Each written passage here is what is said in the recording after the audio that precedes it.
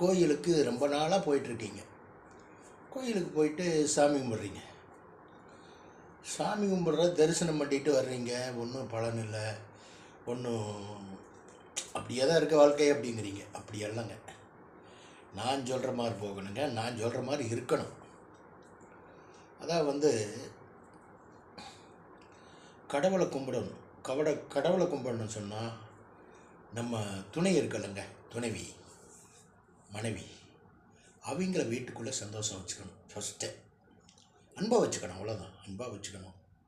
கடுஞ்சொல் சொல்லாமல் அன்பாக பேசி வீட்டுக்குள்ளே ஒரு மகிழ்ச்சி. அன்பாக பேசி வீட்டுக்குள்ளே மகிழ்ச்சி வருதுன்னா பொம்பளை சந்தோஷமாக இருந்து வீட்டுக்குள்ளே மகிழ்ச்சியாக இருக்குங்க. ஒன்று. ரெண்டாவதுங்க, கோயிலுக்கு போகிறீங்க, பழனிக்கு போகிறீங்கன்னே வச்சுக்கங்களேன். பழனிக்கு போகிறீங்க, மருதமலைக்கு போகிறீங்க, உழைச்ச காசில் போகணுங்க. உழைச்சி பாடுபட்ட காசில் போகணும். டிக்கெட் எடுத்து போகிறீங்க, வரும்போதுன்னு டிக்கெட் எடுத்து உழைச்ச காசில் போகிறீங்க, உழைச்ச காசில் உண்டியில் போடுறீங்க. இந்த மாதிரி நீங்கள் ஒரு 5-6 வருஷம் போகிறீங்க. இப்போ தொடர்ந்து போயிட்டே இருக்கீங்க. இன்னொரு விஷயம் என்னென்னா, உழைப்பு இல்லாதது எதையுமே நம்ம தொடக்கூடாதுங்க. நமக்கு சொந்தம் இல்லைன்னு சொன்னால் அதை தொடவே கூடாதுங்க.